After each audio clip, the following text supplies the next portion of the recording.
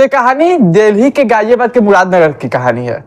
ये कहानी की शुरुआत होती है 15 सितंबर 2021। इस दिन एक ब्रजेश नाम का व्यक्ति वहां के पुलिस स्टेशन में जाता है और एक रिपोर्ट लिखवाता है। रिपोर्ट ये होती है कि कुछ दिन पहले 8 सितंबर को उसका बेटा रेसु त्यागी वो गायब है उस दिन से। तो पुलिस का काउंटर सवाल ये होता है कि इतने दिन से वो गायब है तो आप अब क्यों आ रहे हैं एक हफ्ते बाद।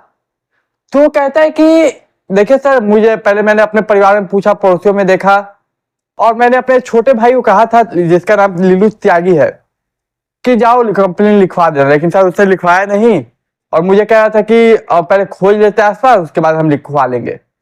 लेकिन आज मैं सोचा कि मैं ही लिखवा लेता हूँ कंप्लेन, इसलिए मैं आज आपके पास आया हूँ।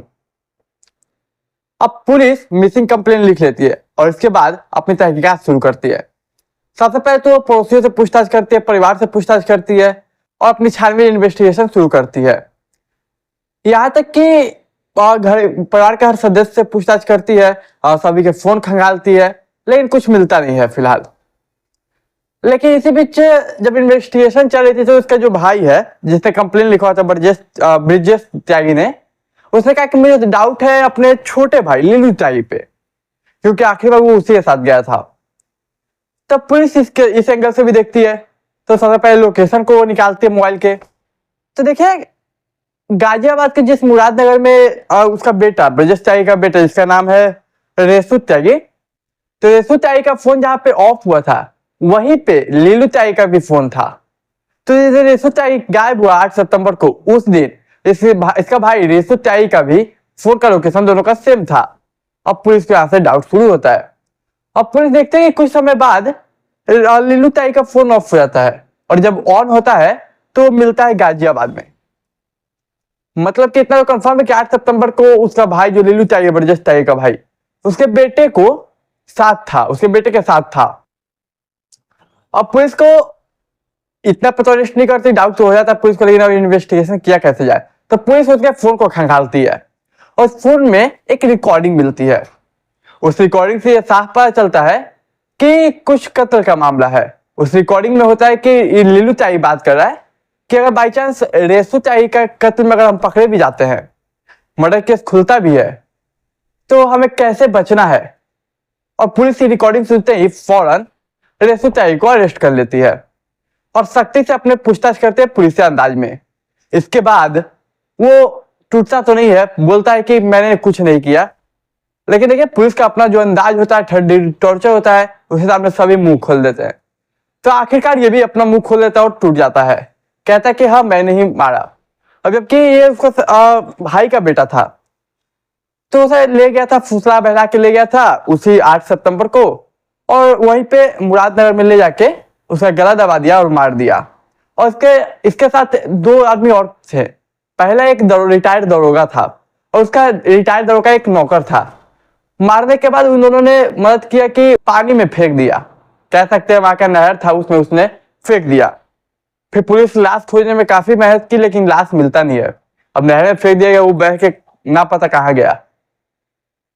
तो इस तरीके से ये केस सुलझ गया। लेकिन देखिए कहानी अभी खत्म नहीं हुई है, असली कहानी तो अब शुरू होगी। तो कहानी को आगे बढ़ाओ तो अपना चैनल सब्सक्राइब कर लीजिए और अपना इंट्रो आज दे देता हूँ। तो हेलो एवरीवन, मैं उभी व्यक्ति और एक नई कहानी में आपका स्वागत करता हूँ। उम्मीद करता हूँ आप और आपका पूरा परिवार स्वस्थ और अच्छे होंगे। तो चलिए कहानी को आगे बढ़ाते हैं।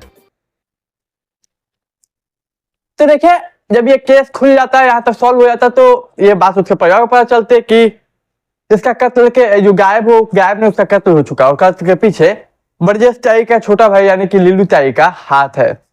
इस बार देखिए अचानक से ब्रजेश त्यागी के परिवार को कुछ याद आने लगता है। उन्हें याद आता है कि अभी कुछ सालों में, पीछे कई सालों में उनके परिवार से कई लोग गायब हुए और एक की मौत हो गई। 3 से 3 लोग गायब हुए और एक की मौत हो गई। कहीं इसके पीछे भी तो ये नहीं, कहीं कोई आज तो नहीं। तो ये बात वो पुलिस से बताते हैं। तो ये परिवार पुलिस को बताते हैं कि देखिए बीते कई वर्षों में हमारे परिवार से 3 लोग गायब हुए और एक मर गई। अब पुलिस पूछते कि क्या हुआ, पर मामला खुल कर बताइए। तो गायब लोगों की मिसिंग रिपोर्ट पुलिस देखती है, उस पुलिस स्टेशन से बात करती है, तहकीकात कहां तक पहुंची नहीं पहुंची, तो कुछ सुराग मिलता नहीं है। तो अब पुलिस को डाउट होता है कि इसके पीछे का यही तो नहीं। और देखिए इस कहानी का टाइटल इसलिए मैंने रखा था द साइलेंट सीरियल किलर। ये अपने परिवार का 20 सालों से कत्ल कर रहा था और इस तरीके से कर रहा था कि किसी को भनक तक नहीं लगा। तो पुलिस अब फिर से ये जो लीलू त्यागी है उसे सख्ती से पूछताछ करती है और थोड़ा और तोड़ती है और फिर एक बहुत बड़ा राज खोलता है। तो ये जो राज खोलता है वो आप जरा सुनिएगा। आप चैनल को सब्सक्राइब कीजिए, कहानी को आगे बढ़ाता हूं। तो ये ले जाता है 20 साल पहले, साल 2000 या 2001। इनके परिवार में ये जो लीलू त्यागी है उसका एक बड़ा भाई था और उस बड़े भाई का नाम था सुधीर त्यागी। सुधीर त्यागी की एक वाइफ थी, 2 बेटी थी। एक का नाम पारो और दूसरा का नाम पायल। और इसमें से पारो का उम्र शायद छोटी बेटी थी तो इसका उम्र था लगभग 8 साल और इसकी पारो बेटी उसका उम्र लगभग 12 साल। तो 2001 में अचानक से सुधीर चौधरी एक रोज गायब हो जाता अपने घर से। अब परिवार को गायब होता है, वो कंप्लेन मिसिंग दर्ज करते हैं, लेकिन असली मामला ये होता है कि गायब नहीं होता है, ये लीलू त्यागी उसे मार देता है। और मारने के बाद वही दरोगा, रिटायर्ड दरोगा और उसका एक जो नौकर था वो इस लाश को नहर में फेंक देता है। और उस समय ये दरोगा था। और देखिए सुधीर फेंक दिया। इसके बाद उसकी बीवी तो विधवा हो गई, सुधीर त्यागी की। तब लीलू त्यागी उसकी बीवी से शादी कर लेता है और उसके दोनों बच्चों को भी अपना लेता है। अब इसका इमेज एक बहुत अच्छा बन गया घर में कि एक विधवा से शादी कर लिया, भाई की बेटी से, दिल बहुत बड़ा है। अब समय गुजरता है, कुछ पता तो नहीं चलता सुधीर चौधरी को, उसके परिवार को, क्योंकि वो तो मर चुका है। लेकिन ये लोग को कुछ पता नहीं चलता मरा है या जिंदा है या फिर कहीं गायब है। उन्हें लगता है कि ये सच कहीं चला गया है। अब समय गुजरता है, लगभग 3-4 साल गुजर जाते हैं और 3-4 साल बाद अचानक एक रोज उसकी छोटी बेटी, सुधीर चौधरी की छोटी बेटी पारो का लाश मिलता है उसके बेड पे। लाश ऐसे मिलता है कि लगता है किसी वजह से वो मर गई, नेचुरल डेथ के तौर पे देखा जाता है। तो इसके पीछे भी कहानी यह थी कि इसे भी मारने वाला कोई और नहीं बल्कि वही लीलू त्यागी था। अपने बड़े भाई की छोटी बेटी को उसने मार दिया और परिवार को ऐसे शो करता है ये नेचुरल डेथ है। और किसी को शक भी नहीं होता कि ये कोई को मारा हुआ किसी ने, या उसके भाई पे शक नहीं होता क्योंकि उसने इतना बड़ा काम किया था अपनी भाभी से शादी करके, विधवा भाभी से। तो समय देखिए अब आगे बढ़ता है और समय गुजरते गुजरते 2-3 साल और हो जाते हैं। इसके बाद उसकी जो बड़ी भाई की बड़ी बेटी पायल थी, जिसकी उम्र उस समय लगभग 16 साल हो चुकी थी, उसका भी एक रोज वो गायब हो जाती है और फिर उसकी भी एक मिसिंग रिपोर्ट डाली जाती है। लेकिन उसके पीछे भी रियल कहानी ये होती है कि उसी ने मारा था, लीलू त्यागी ने उसका गला घोट के मारा और फिर उन दोनों पुलिस वाले ने, यानी एक पुलिस वाले दरोगा रिटायर और एक उसका नौकर, दोनों ने लाश को नहर में फेंक दिया। अब देखिए फिर साल गुजरता जाता है और साल आता है 2013। अब ब्रजेश का भाई, क्योंकि जो उसका बड़ा भाई था सुधीर, वो मर गया, वो गायब हो चुका उसके नजर में, लेकिन मर गया है एक्चुअली में। वो मर गया, उसकी बड़ी बेटी मर गई, उसकी छोटी बेटी मर गई, उसकी वाइफ से उसने खुद शादी करके रखी है। अब आते हैं ब्रजेश पे। उसका 2 बेटे थे, एक का नाम निशु और एक का रेसु।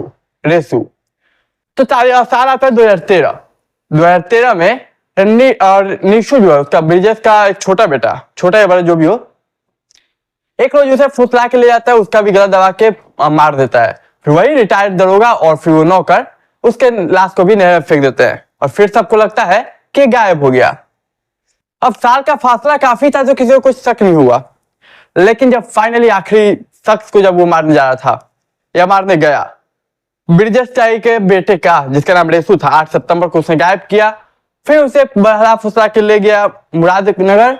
इसके बाद उसने गला घोट के मारा और वही एक पुलिस वाला एक नौकर, उसने नहर में लाश फेंक दी।